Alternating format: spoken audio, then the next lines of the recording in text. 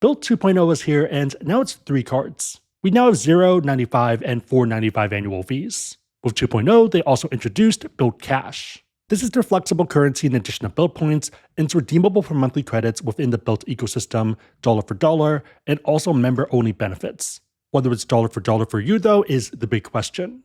The pay rent and mortgage feature also changed, so it is technically still no transaction fee, but you would have to use 3% Bilt Cash to cover 1x. The math here does get interesting, and we'll double-click into that later in the video. Otherwise, for this, there's no preset spending limit, there's no annual housing points cap, and you can also do it across multiple homes. In this video, we're going to do a first impressions of these 3 major pillars. I am planning to do deep dives on each of the cards, so if you are interested, turn on notifications and subscribe. I am also in Japan right now, so apologies if the set is less polished than normal. Big favor, give this a thumbs up to help with the algorithm. If you know someone that might benefit, then share this with them. That was supposed to land on the bed. Starting with the Bilt Blue Card, this is their $0 annual fee option. It is quite a departure from the prior iteration though, and there's going to be a lot of angry people.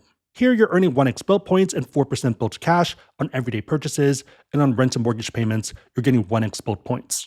As an everyday card, it depends on how you value Bilt Cash. For some people, this is now effectively 5% on everything. For others, it's still 1%, if not worse. Rent and mortgage payments are interesting. In order to use this service, you can either pay a 3% transaction fee or use $30 in Bilt Cash to unlock 1,000 points.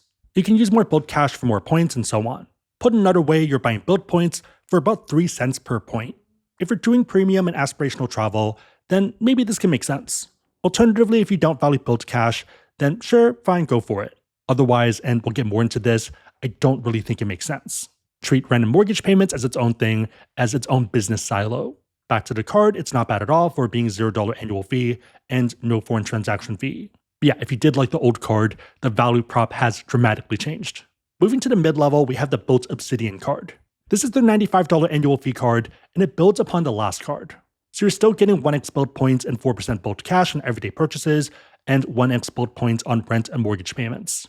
On top of this, you're getting 3x Bilt Points and 4% Bilt Cash on your choice of either groceries or dining, with groceries being capped at $25K in spend per year. Note that this does also default to dining. For people transitioning over, you can adjust as you activate on February 7th. For new people, you can change within 30 days of approval. Outside of this window, you can only change every January. The core question for this card is how you value Bilt Points against other programs and whether you value Bilt Cash. For a lot of people, this has the potential of being your go-to dining and groceries card. In addition, you get $100 in Bilt Travel Portal Hotel credit, and this is split semi-annually per calendar year. A bit annoying, but might bring it to break even for some people. On the top end, you have the Bilt Palladium card. This is their $4.95 annual fee card, and probably the one that's most interesting for us. You get 2x Bilt Points and 4% Bilt Cash on all of your everyday purchases. On rent and mortgage payments, it's 1x Bilt Points. If you care about premium travel or aspirational travel, think first and business class, and if you live in a city and you can reasonably use the Bilt Cash, then this can be a game changer. On top of this, you get 400 in Bilt Travel Portal Hotel credit that's split semi-annually per calendar year, and also 200 in Bilt Cash annually. For a decent chunk of people, this is a break-even, if not a keeper card. You also do get a Priority Pass membership, which is fine, but also table stakes in today's world.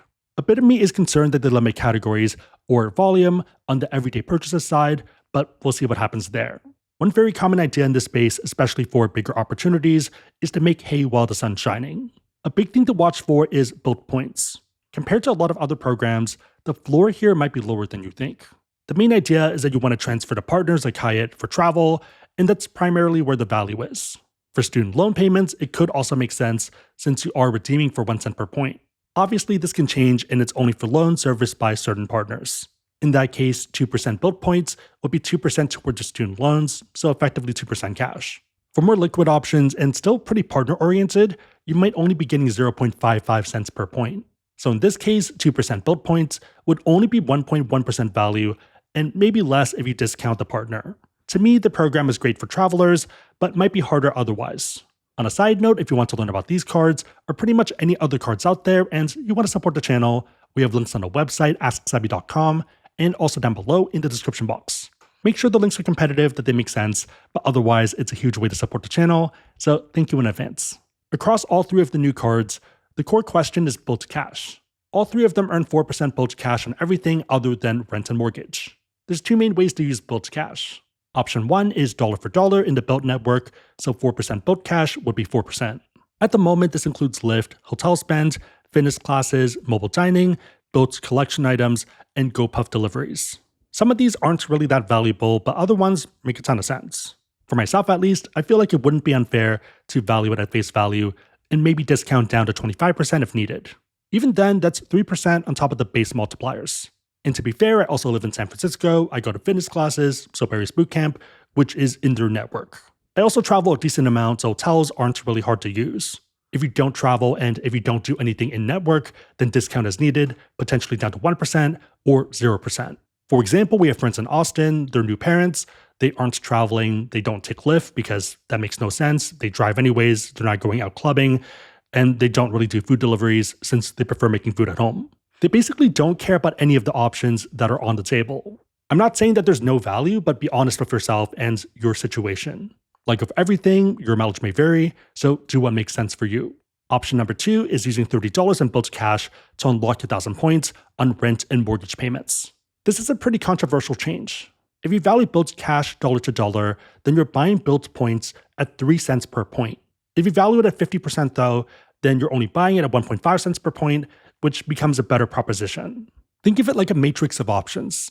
It only makes sense if you value Bilt Points a lot, so redeeming for first and business class, and you have a very high would otherwise pay number, or you value Bilt Points moderately, let's say premium travel and sweet spot travel, and you don't value Bilt Cash.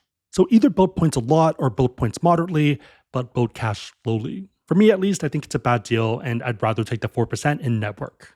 But yeah, it just depends on your math. This leads into the final silo of rent and mortgage payments. A lot of people are not happy with this, but I feel like it was inevitable. Even back in October of 2024, we saw cracks, and there were a lot of questions about financial viability. And then with the news of their old partner losing millions every month, I'm not surprised at all. That's not to say that this new program isn't valuable though. Again, it gives you the option to buy Bilt Points for 3 cents per point, which can make sense in some cases. Alternatively though, and what makes more sense to me, is using this as a tool to hit other minimum spends and intro bonuses. There's an entire world of cards outside of Bilt. For the one and done Bilt crowd, this isn't ideal, but for everyone else, intro bonuses drive the most value. In most cases, you're getting 10 to 20% return on spends for intro bonuses, and this gives us another tool. If you've been around long enough, there have been other companies to do similar things, such as RadPad. Same thing with plastic, it's a tool to effectively buy miles and points and hit intro bonuses. It is a change, but probably had to happen, otherwise they wouldn't exist. Okay, so what are my overall thoughts on all of this? The Bilt cards seem pretty reasonable, and it's just the mechanism and the vision that has changed. In the same way that LeBron James is technically a 3, but he could play a 5, a center if needed. Whether it makes sense for your team is the big question. In the same way for the cards, whether it makes sense for you and your circumstances is the thing you need to figure out. I think the Bilt Blue Card can make sense as an everyday $0 annual fee card, but only if you care about Bilt Cash. If not, there's a ton of competing cards that earn 2% back on everything that are probably better fits. At a $95 annual fee, the Bilt Obsidian card makes sense if you value the hotel credit and if you value Bilt Cash. If it's one or the other, then you're kind of in a weird spot where it depends on how much you spend and how the numbers fall. Otherwise, there are a lot of solid 3% cashback cards with $0 annual fees, and that have both dining and groceries with no cap. This one's mostly a math equation. For the Bilt Palladium card, the $4.95 annual fee makes sense if you value their offsetting features at least somewhat, so the credit as well as the Bilt Cash. Otherwise, it can make sense if you spend a lot of money and you value Bilt Cash given the additional upside compared to competitors. The Priority Pass membership is nice, but I would like to see them add their own lounges at airports. This one's probably the highest potential one for a lot of us in the end game, but also the one most at risk of getting nerfed. Bilt Cash broadly seems fine, but I also live in San Francisco and fall pretty squarely into one of their user personas. Bilt Cash pretty much also expires every year, so only $100 rolls over, so you would need to use it fully every year. Or you'd want to at least. Still though, that's not too bad, just a reminder to do it, and you should be fine. The rent and mortgage payment side seems fine, but I've also been using these tools in this way before anyways. Yeah, end of the day, these are just tools, and depending on the job that you're trying to do, you might want to switch them out. Sometimes a screwdriver makes sense, otherwise you swap to a hammer. Again, if you want to learn about cards, we have links on the website, AskSebby.com, and also down below in the description box. If you made it to this point, leave one of 2 emojis in the comments down below, so leave a screwdriver if you like the changes, also because it's green, and leave a hammer if you don't like it, because you're trying to hit it, and I try to heart it and also respond. Light screwdriver. I also am looking to do deep dives on each of these, so I already started making some tables and matrices for stuff, but I realized it was a bit too much of a deep dive and in the weeds for this video. But yeah, let me know if there's any nooks and crannies that make sense to deep dive into, because that's why I love doing anyways. 3 questions. Number 1, which of the 3 cards would you go for? So which one makes the most sense for you if you had to pick one? Number 2, how do you value Bilt Cash and how would you use it? And number 3, what are your thoughts on the changes on the rent and mortgage payment side? Let me know and everyone else know in the comments down below. Big favor, thumbs up, share this, but otherwise hope you liked it. See you next time.